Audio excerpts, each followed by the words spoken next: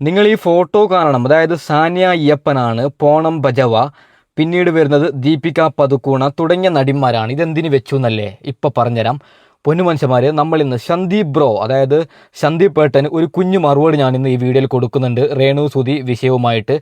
അതിനുശേഷം പൊന്നുമനുഷ്യന്മാർ, നമ്മുടെ രേണു സുധി ഈ രോഗം കൊണ്ട് വേദന കൊണ്ട് മല്ലടിച്ച് കിടക്കുന്ന സമയത്ത് രേണുവിൻ്റെ അടുത്തേക്ക് റിതപ്പൻ ഓടി വരികയാണ്. അപ്പോൾ രേണു സുധി ആ കുഞ്ഞിനെ കെട്ടിപ്പിടിക്കുന്ന ഒരു നല്ലൊരു രംഗം ഞാനിപ്പോൾ വെച്ചു തരാം. അതിനുശേഷം രേണു സുധി ഏറ്റവും അവസാനം ഇപ്പോൾ എങ്ങനെയാണ് രേണുവിൻ്റെ അവസ്ഥ, രേണു തന്നെ കരഞ്ഞുകൊണ്ട് പറയുന്ന ഒരു വീഡിയോ ദൃശ്യം കൂടി ഞാൻ വെച്ചു തരാം. അതിനുശേഷം രജിത് കുമാർ ചില കാര്യങ്ങൾ പറയുന്നുണ്ട് രേണുവിന്, അതിനും തക്കതായിട്ടുള്ള മറുപടി ഞാൻ കൊടുക്കാം. പൊന്നുമനുഷ്യന്മാരെ, ആദ്യം സന്ദീപ് ബ്രോക്കുള്ള ഒരു മറുപടിയാണ്. നിങ്ങൾ ഓരോരുത്തരും കേൾക്കണം, സന്ദീപ് പറയുന്നത് കേൾക്കണം. അതിനുശേഷം അതിനെ ഞാൻ പൊളിക്കാം. ഓക്കെ. പ്രദർശിപ്പിക്കുന്നവരറിയുന്നില്ല, ഒരുപക്ഷെ നാളെ ഇവർക്ക് ക്യാൻസർ ഉൾപ്പെടെയുള്ള മാരക രോഗാതി പീഡകൾ പിടിച്ച് ആശുപത്രിയിൽ ഈ പണം പോകുമെന്നും ഡോക്ടർമാർക്ക് മെഡിസിൻ ഈ പണം പോകുമെന്നും. ഈ പറയുന്ന സബ്സ്ക്രിപ്ഷൻ പാർട്ടികൾക്ക് മക്കളുണ്ടെങ്കിൽ ആ മക്കളുടെ കൂടെ പഠിക്കുന്ന കുട്ടികളെ ഓർക്കുക. അവർ സ്വന്തം മക്കളെ, നിങ്ങളുടെ മക്കളെ ഏത് കണ്ണിലൂടെ ആയിരിക്കും കാണുക, എന്തൊക്കെയാണ് ചൂണ്ടിക്കാണിക്കുക എന്ന് പറയാൻ കഴിയില്ല. നമ്മളിതൊക്കെ ചൂണ്ടിക്കാണിച്ചു കഴിഞ്ഞാൽ ആരായി? നമ്മൾ അവർക്ക് എഗെയിൻസ്റ്റ് ആയി എന്ന് പറയും. അതുകൊണ്ടാണ് ഈ വീഡിയോ ഞാൻ ഇവിടെ കൊണ്ടുവന്നിട്ടുള്ളത്.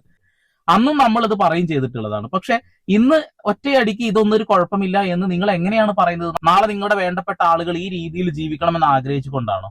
ഇതൊക്കെ കണ്ട് നാളെയുടെ തലമുറ ഈ രീതിയിൽ സബ്സ്ക്രിപ്ഷൻ വഴി ജീവിച്ചു പോകണം എന്നാണോ നിങ്ങൾ ആഗ്രഹിക്കുന്നത്? നഗ്നതാ പ്രദർശനം നടത്തണം എന്നാണോ നിങ്ങൾ ആഗ്രഹിക്കുന്നത്? അസുഖങ്ങളുള്ള ഒരുപാട് ആളുകളെ നമുക്കറിയാം. ലോകത്തിലെ ആദ്യത്തെ അസുഖമുള്ള ആളുകളൊന്നല്ല നമ്മളിപ്പോ പുണ്യാളന്മാരാണെന്ന് പറഞ്ഞു നടക്കുന്ന ആളുകൾ, അല്ലേ? ഓക്കെ, നമ്മുടെ സന്ദീപ് ഏട്ടൻ്റെ കമൻറ്റ് ബോക്സിൽ, അതായത് രേണു സുധിക്ക് തെറിയോട് തെറിവിളിയാണ്. ഞാൻ സന്ദീപ് ഏട്ടനോട് ഒരു കാര്യം പറയാം. ഇത് സാനിയ അയ്യപ്പനാണ്. ഇങ്ങനെയുള്ള ഒരു ഫോട്ടോ രേണു സുധിയുടെ നിങ്ങൾ എനിക്ക് കാണിച്ചു തരികയാണെങ്കിൽ സ്പോട്ടിന് 1,00,000 രൂപ ഞാൻ സന്ദീപ് ഏട്ടനെ അയച്ചുതരാം. അതായത് നമ്മൾ വിമർശിക്കണം, ശരി തന്നെ, ഞാൻ മുമ്പ് രേണു സുധിയെ വിമർശിച്ചിട്ടുണ്ട്. പക്ഷേ നിലവിൽ അവർ, അതായത് നോക്കൂ, അവരുടെ അവസ്ഥ ഇങ്ങനെയാണ്. ഈ രേണുവിനെ നമ്മൾ ഇപ്പോഴും കുറ്റം പറഞ്ഞാൽ ദൈവം നമ്മളോട് ചോദിക്കൂലേ? ദൈവം നമ്മളോട് പൊറുക്കോ? അതായത് അവരവിടെ വേദനയിൽ മല്ലടിച്ച് കിടക്കുകയാണ്. ഓക്കെ, അപ്പോൾ ഞാൻ പറഞ്ഞു വന്നത്, പൊന്നു സന്ദീപ് ബ്രോ, ഇപ്പോൾ ഈ പറയുന്ന രജിത് കുമാർ പറയുന്നത് രേണുവിന്, അതായത് രേണുവിൻ്റെ പേരൊന്നും എടുത്ത് പറയുന്നില്ല, ഇങ്ങനെ ഓപ്പണായി കാണിച്ചത് കൊണ്ടാണ് ക്യാൻസർ വരുന്നത്, ആ രീതിയിലാണ് ഇവരുടെ സംസാരം. അന്നെങ്കിൽ ഈ സാനിയ അയ്യപ്പന്, ദീപിക പദുക്കോണ, പോണം ബജവ എപ്പോഴേ കാഞ്ഞു പോകേണ്ടവരായിരുന്നു. നമ്മൾ വിമർശിക്കുമ്പോൾ എല്ലാവരെയും വിമർശിക്കണം. അതായത് രേണു സുധി സബ്സ്ക്രിപ്ഷൻ, ഞാനതിന് സപ്പോർട്ടൊന്നും ചെയ്യുന്നില്ല, അത് തെറ്റ് തന്നെയാണ്. എന്നാൽ ഇതുപോലെയുള്ള ഒരു ഫോട്ടോ രേണുവിൻ്റെ സബ്സ്ക്രിപ്ഷന് നിങ്ങൾക്ക് കാണിച്ചു തരാൻ പറ്റുമോ? ഇത് സബ്സ്ക്രിപ്ഷനൊന്നുമല്ല. ഈ സാനിയ അയ്യപ്പനൊക്കെ ഓപ്പണായിട്ടാണ്. ഒരു കാര്യം കൂടി പറയാം, അതായത് രേണുവിൻ്റെ സബ്സ്ക്രിപ്ഷൻ ഫോട്ടോ കാണുന്നത് ഏകദേശം കൂടിപ്പോയാൽ 1,00,000 നമ്മൾ പിടിക്കാം. നേരെ മറിച്ചിട്ട് ഈ സാനിയ അയ്യപ്പൻ്റെ ദീപിക പദുക്കോണ എന്ന് പറയുമ്പോൾ ഇന്ത്യയിൽ ഫേമസ് ആയിട്ടുള്ള ഒരാളാണ്. കോടി ജനങ്ങളാണ് അവരുടെ ഫോട്ടോ കാണുന്നത്. ഇതേ സാനിയ അയ്യപ്പൻ്റെ എത്രയോ മില്യൺ ആൾക്കാരാണ് അതിനെ ലൈക്ക് ചെയ്യുന്നത്. അപ്പോൾ ഞാനൊരു കാര്യം പറയാം, ഈ പറയുന്ന സാനിയ അയ്യപ്പന് ഇവരാരും, ഈ പോണം ബജവ, ഇവരെന്ത് ചെയ്താലും ഒരു പ്രശ്നവുമില്ല. ആ രേണു എന്തെങ്കിലും ചെയ്താൽ, രേണു ഇങ്ങനെ ഒന്നും ചെയ്യുന്നില്ല. എൻ്റെ പൊന്നു മനുഷ്യന്മാർ, ഇത്ര ഓപ്പണായിട്ട് രേണു സുധി മറ്റേ ശരീരം കാണിച്ചതായിട്ട് എനിക്കറിയത്തില്ല.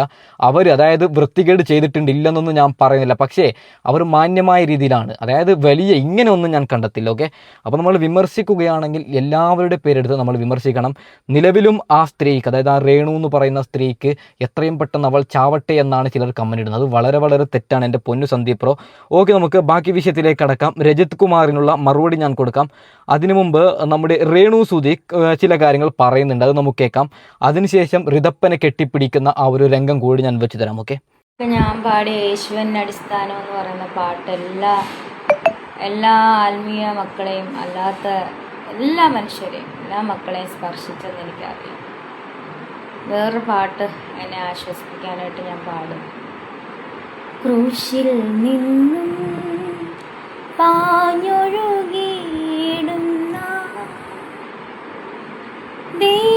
ദൈവസ്നേഹത്തിൻ വൻകൃപയെ ഒഴുകി ഒഴുകി അടിയനിൽ പെരുകേണമേ. സ്നേഹസാഗരമാ സ്നേഹമാം ദൈവമേ, നീ എന്നിൽ അനുദിനവും വളരേണമേ ഞാനോ കുറയണമേ. ക്രൂശിൽ നിന്നും പാഞ്ഞൊഴുകിയിടുന്ന ദൈവസ്നേഹത്തിൻ വൻ കൃപയെ ഒഴുകി ഒഴുകി അടിയേനിൽ പെരുകേണമേ. സ്നേഹസാഗരമാ. എനിക്ക് കിടന്നുകൊണ്ട് പാടുന്ന എന്നാന്ന് ചോദിച്ചാൽ എനിക്ക് എഴുന്നേക്കാൻ വയ്യാത്തതുകൊണ്ടാണ്. കീമോ സ്റ്റാർട്ട് ചെയ്തു. അപ്പോൾ എനിക്ക് എഴുന്നേക്കാൻ തന്നെ നിൽക്കാനുള്ള ജീവൻ എനിക്കില്ല. ചേച്ചിയാണ് പിടിച്ച് എഴുന്നേൽപ്പിക്കുന്നത്, ഫുഡ് തരുന്നതുമല്ല കേട്ടോ. അതുകൊണ്ടാണ് എല്ലാവരുടെയും പ്രാർത്ഥന ചോദിക്കുന്നു. എനിക്ക് നല്ല ധൈര്യമുണ്ട് ഞാൻ തിരിച്ചു വരുമെന്ന്. ഓക്കെ. എന്തായാലും ഈ പാവത്തിന് ഇപ്പോഴും ഒന്ന് ചത്ത് കിട്ടിയാൽ മതി എന്നൊക്കെ പറഞ്ഞിട്ട് ചിലർ കമൻ്റ് ഇടുകയാണ്. പൊന്നു മനുഷ്യന്മാരെ, അതായത് ഈ പാവം പറയുന്നുണ്ട്, ഈ പാവത്തിന് ഞാനൊരു കാര്യം പറയാം, ഇവരുടെ സബ്സ്ക്രിപ്ഷനിൽ കൂടിപ്പോയ 1,00,000 രൂപ കിട്ടുമോ നിങ്ങൾ വിചാരിക്കൂ.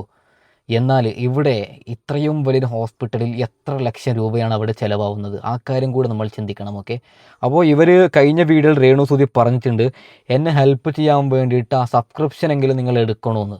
അപ്പോൾ ഞാനൊരു കാര്യം പറയാം, അതിലിപ്പോൾ രേണു സുധി ഡ്രസ്സൊന്നും ധരിക്കാതെ ഇങ്ങനെ നിന്നിട്ടുള്ള ഫോട്ടോയുണ്ട്? ഇല്ല. സത്യസന്ധമായിട്ട് പറയുകയാണെങ്കിൽ നമ്മുടെ ഈ പറയുന്ന ഹിന്ദി ആക്ട്രസൊക്കെ ഓപ്പണായി കാണിക്കുന്ന രീതിയിലുള്ള ഒരു ഫോട്ടോ പോലും ഈ രേണു സുധിയുടെ ഫോട്ടോ ആ സബ്സ്ക്രിപ്ഷനിൽ ഇല്ല എന്നാണ് ഞാൻ മനസ്സിലാക്കുന്നത്. എന്താല്ലേ, അതായത് ഞാൻ വേറൊന്നും പറഞ്ഞാൽ ചിലപ്പോൾ കൂടിപ്പോൾ. ഞാനൊരു കാര്യം പറയാം, ഇനി ഇവരെ നമ്മൾ വിമർശിക്കുന്നത് തെറ്റാണ്, എൻ്റെ കാഴ്ചപ്പാടിൽ അത് തെറ്റ് തന്നെയാണ് പൊന്നു മനുഷ്യന്മാരെ. ഓക്കെ, നമുക്ക് റിതപ്പനെ രേണു സുധി കെട്ടിപ്പിടിക്കുന്ന ആ ഒരു മനോഹരമായ രംഗമൊന്ന് കണ്ടു നോക്കാം. എന്താ അല്ലേ, അവനറിയും, ആ പിഞ്ചോമന പൈതലിനറിയും, അതായത് അച്ഛനില്ല എനിക്ക് ആകെയുള്ളത് ഈ അമ്മയാണ്, ഈ അമ്മക്ക് എന്തെങ്കിലും സംഭവിച്ചാൽ എനിക്കാണ് നഷ്ടം. എന്തായാലും അതായത് അവർ രോഗം കൊണ്ട് മല്ലടിച്ച് കിടക്കുമ്പോഴെങ്കിലും അവർക്കെതിരെ നെഗറ്റീവ് കമൻറ്റ് ഇടാതിരിക്കൂ എന്ന് ഞാൻ പൊന്നു മനുഷ്യന്മാരെ കാല് പിടിച്ച് ഞാൻ പറയാം. എന്താ അല്ലേ, അതായത് അസുഖം കൊണ്ട് മല്ലടിച്ച് കിടക്കുന്ന ഈ ഒരു സ്ത്രീയെ എങ്ങനെ കുറ്റം പറയാൻ എങ്ങനെ നിങ്ങൾക്ക് സാധിക്കുന്നു? വല്ലാത്തൊരവസ്ഥ തന്നെയാണ്. നമുക്ക് രജിത് കുമാർ ചില കാര്യങ്ങൾ പറയുന്നുണ്ട്, അതിന് ഒന്നൊന്നിനായിട്ട് തക്കതായിട്ടുള്ള മറുപടി കൊടുക്കാം. ഓക്കെ, ഇനിയെങ്കിലും പുതിയ തലമുറയ്ക്ക് വേണ്ടി ഞാനൊന്ന് പ്രതികരിച്ചില്ലെങ്കിൽ അത് എൻ്റെ ധാർമ്മികതയ്ക്ക് കോട്ടം തട്ടുമെന്നുള്ളത് കൊണ്ട് തന്നെ 2 വാക്ക് പറയാതിരിക്കാൻ വയ്യ.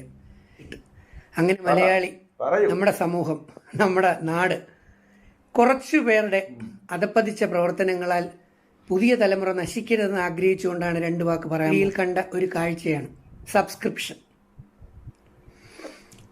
ഏതോ ചിലർ ഒരു മാസം 10,000 20,000 പേരുടെ സബ്സ്ക്രിപ്ഷൻ കൊണ്ട് മാസം 40 ലക്ഷം 50 ലക്ഷം 60 ലക്ഷം ഉണ്ടാക്കുന്നു എന്ന് പറഞ്ഞും അതിനെ പ്രോത്സാഹിപ്പിച്ചല്ല, ആ വരുമാനം കാണിച്ചുകൊണ്ട് പുതിയ തലമുറയിലെ കുട്ടികളിലേക്ക് പഠനത്തിന് താല്പര്യമുണ്ടാക്കാത്ത, ശരീരമനങ്ങി പണമുണ്ടാക്കാൻ താല്പര്യപ്പെടാതെ ഉഡായിപ്പിലൂടെയും സൂത്രത്തരത്തിലൂടെയും ശരീര പ്രദർശനങ്ങളിലൂടെയും പണമുണ്ടാക്കാനുള്ള എളുപ്പ വഴികളെ പ്രോത്സാഹിപ്പിക്കുന്ന രീതിയിലുള്ള കുറേ കാഴ്ചകൾ കണ്ടപ്പോൾ എനിക്ക് വളരെയധികം വിഷമം തോന്നി.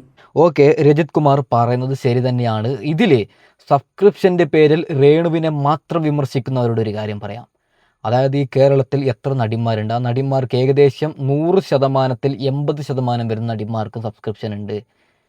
ചില നടിമാർ, അവരുടെ പേര് ഞാൻ പറയുന്നില്ല, ഫുള്ള് ഓപ്പണാക്കിയിട്ടാണ് അതിൽ വെക്കുന്നത്. രേണു അങ്ങനെ ചെയ്തിട്ടില്ല എന്നാണ്. കാരണം രേണു എന്തെങ്കിലും ചെയ്യുന്നുണ്ടോ എന്ന് അവരുടെ സബ്സ്ക്രിപ്ഷൻ എടുത്ത ഞാനൊരു ചങ്ങായിനെ കൊണ്ട് എടുപ്പിച്ചിട്ടുണ്ട്.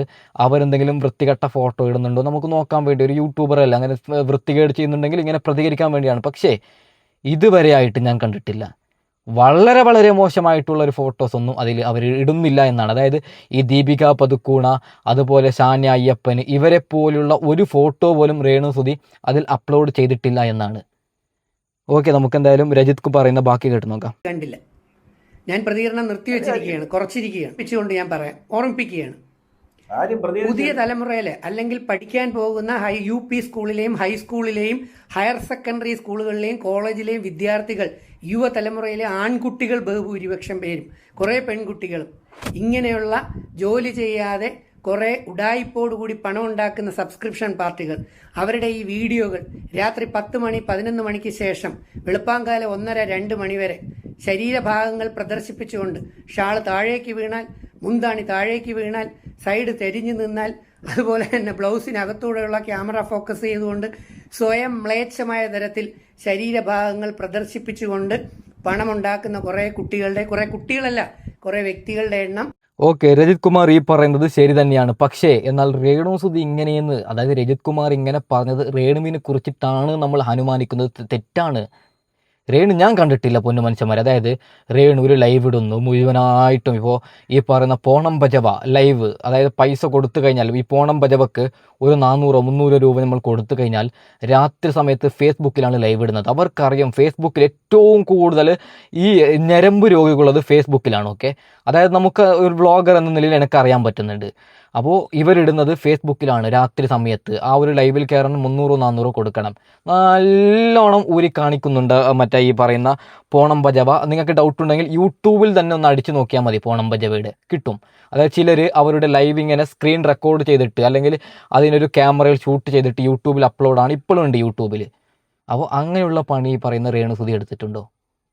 ഇല്ല, രേണു സുധിക്ക് അങ്ങനെ ഒരു പണിയും രേണു സുധി എടുത്തിട്ടില്ല. സബ്സ്ക്രിപ്ഷൻ തുടങ്ങി, അതിൽ 2-3 ഫോട്ടോസ്, അതും നല്ല ഫോട്ടോസൊന്നും ഞാൻ പറയുന്നില്ല, ഇത്തിരി മോശം. അതായത് ഈ പോണം ബജയെ പോലെ ഒന്നുമല്ല. പോണം ബജവക്ക് 100-ൽ 100 മാർക്ക് കൊടുക്കുകയാണെങ്കിൽ 100-ൽ 1-2 മാർക്കാണ് രേണു സുധിക്ക്, ഒരു ചെറിയ രീതിയിൽ.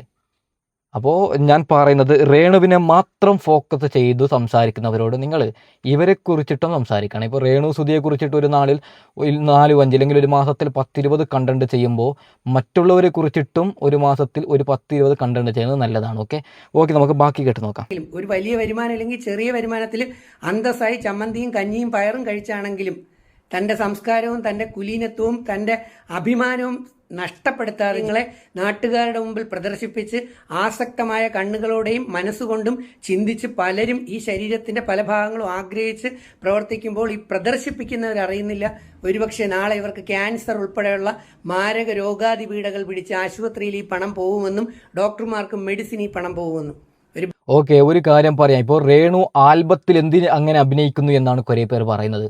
പൊന്നുമനുഷ്യന്മാരെ, അതൊരു അഭിനയമാണ്, അതൊരു പ്രൊഡ്യൂസർ പറയും നീ ഇന്ന ഡ്രസ്സ് ധരിക്കണം, ഇങ്ങനെയുള്ള ഡ്രസ്സ് ധരിച്ചിട്ട് നീ ഡാൻസ് ചെയ്യണം. അപ്പോൾ രേണു കഷ്ടകാലത്തിന് എനിക്ക് കയ്യില്ല സാറേ എന്ന് പറഞ്ഞാൽ നീ പോയി പണി നോക്കുമെന്ന് പറയും. അപ്പോൾ രേണു സുധിക്ക് ജീവിക്കാൻ അവിടെ എന്ത് ഭർത്താവില്ല. നിങ്ങൾ ആ ഒരു കാര്യം കൂടി മനസ്സിലാക്കണം.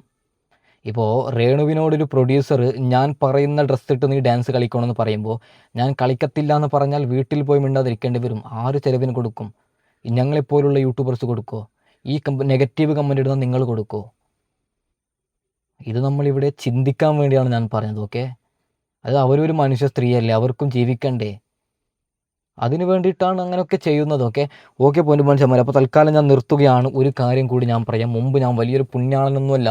രേണു സുധിയോട് ഞാൻ തന്നെ മുമ്പ് പറഞ്ഞിട്ടുണ്ട്, അതായത് സുധിച്ചേട്ടൻ്റെ പേര് വെച്ചിട്ട് ഇങ്ങനെ ചെയ്യരുത് അങ്ങനെ ചെയ്യരുതെന്ന്. പക്ഷേ ഇപ്പോൾ അവർ ഒരു വലിയൊരു രോഗം കൊണ്ട് മല്ലടിച്ച് കിടക്കുമ്പോൾ നമ്മളതൊക്കെ പൊക്കിക്കൊണ്ട് വന്നിട്ട് നീ അങ്ങനെയല്ലേടി, നീ അന്ന് അങ്ങനെ കാണിച്ചത് കൊണ്ടാണ് ഇന്ന് അനുഭവിക്കുന്നത് എന്ന് പറയുന്നത് വളരെ വളരെ തെറ്റായിട്ടാണ് എനിക്ക് പേഴ്സണലി തോന്നുന്നത്. ഓക്കെ, അപ്പോൾ തൽക്കാലം വൈൻഡപ്പ് ചെയ്യുകയാണ്. അടുത്ത വീഡിയോ വീണ്ടും വരാം.